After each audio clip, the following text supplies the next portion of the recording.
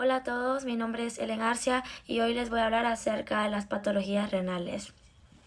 Para empezar, tenemos lo que es la agenesia renal.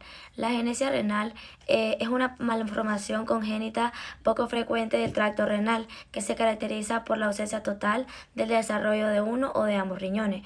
En este caso hablamos de agenesia bilateral o unilateral. La bilateral es incompatible con la vida, se encuentra normalmente en fetos muertos y se asocia a muchos otros trastornos congénitos. Luego tenemos la unilateral, que es la anomalía infrecuente, que es compatible con la vida normal y si no existe otras alteraciones, el riñón opuesto está normalmente aumentado de tamaño como consecuencia de la hipertrofia compensadora. Ahora, ¿qué es la hipoplasia? La hipoplasia renal se refiere al fracaso del desarrollo de los riñones hasta su tamaño normal. Esta anomalía puede ser bilateral, dando lugar a una insuficiencia renal en la primera infancia, pero es más frecuente como efecto unilateral. Un riñón verdaderamente hipoplásico no muestra cicatrices y tiene un menor número de lóbulos renales y pirámides, normalmente de 6 o menos. Ahora vamos con lo que es el riñón ectópico. La ectopia renal corresponde a un riñón normal con localización anormal. El riñón ubicado en un sitio erróneo suele localizarse en la pelvis debido a su falta de migración fetal de la pelvis al flanco. Uno o ambos riñones pueden estar afectados. La ectopia simple, los uréteres drenan hacia el sitio apropiado de la vejiga. En la ectopia cruzada, el riñón está fuera del sitio en el mismo lado que su contraparte normal. El uréter ectópico cruza la media línea y se viene en el lado contralateral de la vejiga y puede causar obstrucción urinaria e infecciones recurrentes. Por último tenemos lo que es los riñones en herradura, que la fusión de los polos superiores e inferiores de los riñones produce una estructura en forma de herradura continua, atravesando la línea media por delante de los vasos. Esta anomalía anatómica es frecuente y se detecta en 1 de cada 500 a 1000 autopsias. El 90% de estos riñones se fusionan en el polo inferior y el 10% lo hacen en el polo superior. Ahora vamos a hablar acerca de lo que sería la nefroesclerosis benigna y maligna. La benigna es el término utilizado para la patología renal asociada a la esclerosis de las arteriolas renales y pequeñas arterias. La incidencia y su gravedad aumenta en antecedentes de diabetes mellitus e hipertensión arterial. En su patogenia se puede dar por dos procesos en las lesiones arteriales. Número 1, el engrosamiento de la media íntima en respuesta a los cambios hemodinámicos, el envejecimiento y defectos genéticos o combinaciones. Y número 2, el depósito hialino de las arteriolas por extravasación de proteínas a través del endotelio y aumento del depósito de la matriz de la membrana basal. Clínicamente, esta rara vez causa insuficiencia renal grave. El filtrado glomerular suele ser normal o ligeramente reducido, con proteinuria leve en algunos casos. Morfológicamente, los riñones son normales o de tamaño moderadamente reducido, con un peso medio entre 110 y 130 gramos. La superficie cortical renales muestran una granulación fina, pero en ocasiones hay cicatrices más gruesas. Asimismo, hay un estrechamiento de la luz de las arteriolas y de pequeñas arterias causado por el engrosamiento y hialinización de las paredes. Podemos ver cicatrices subescapulares como glomérulo esclerótico y pérdida tubular. Continuando con la nefroesclerosis maligna, es la forma de nefropatía asociada a la hipertensión maligna o a la fase acelerada de la hipertensión. El daño inicial parece ser un daño vascular en los riñones como consecuencia de una hipertensión arterial benigna de larga evolución.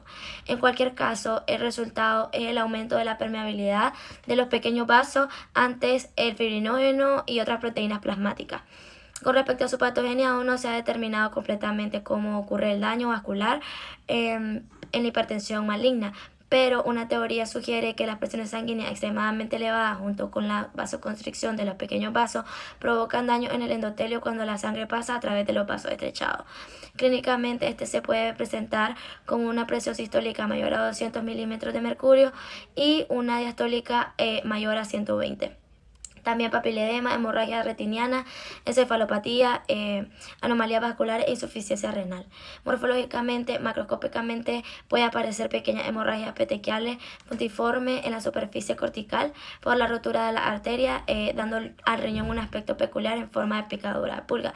Y microscópicamente, hay necrosis fibrinoide de la arteriola, aparece un cambio granular eosinofílico en la pared del vaso.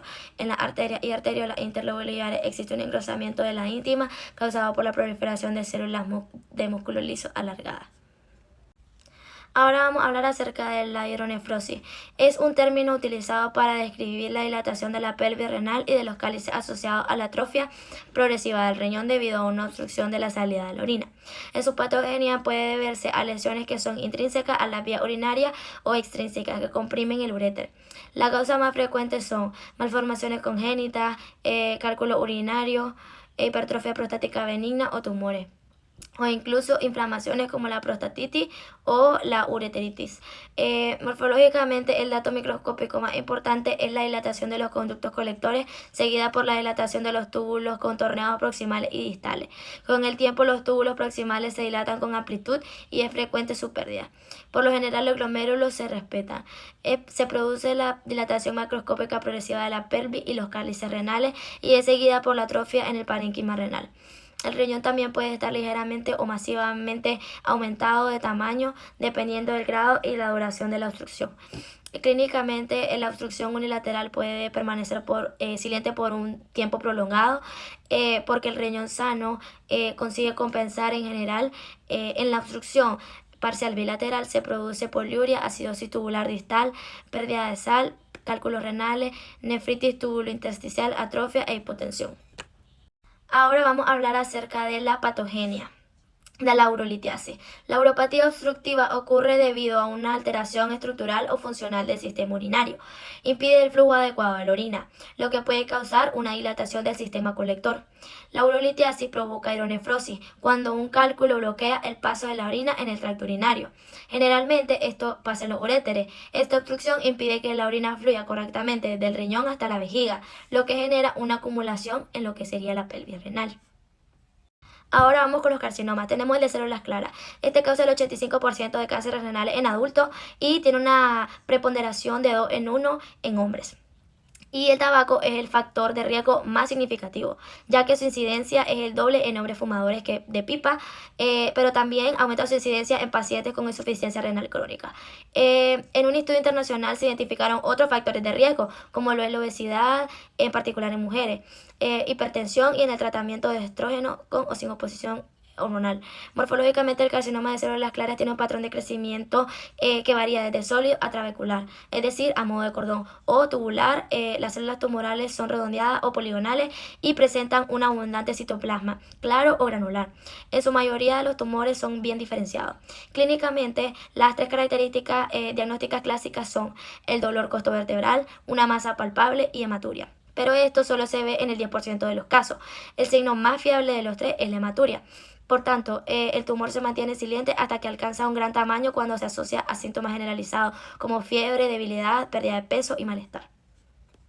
Por último, tenemos el carcinoma ureterial de pelvis, que te representa del 7 al 15% de todos los tumores renales, y los principales factores de riesgo suelen ser el tabaquismo, el consumo excesivo de fenancetina, antecedentes de infecciones urinarias crónicas y la exposición a ciertas sustancias químicas. Morfológicamente, este se puede ver macroscópicamente como una masa de 2 centímetros con borde irregular y coloración amarillenta.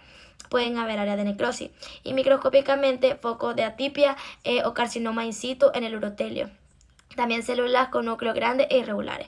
Clínicamente suele ser evidente en un periodo de tiempo relativamente corto, ya que se encuentra en el interior de la pelvis y al fragmentarse puede producir una hematuria apreciable. Pueden bloquear el flujo sanguíneo y provocar hidronefrosis palpable y dolor en el flanco.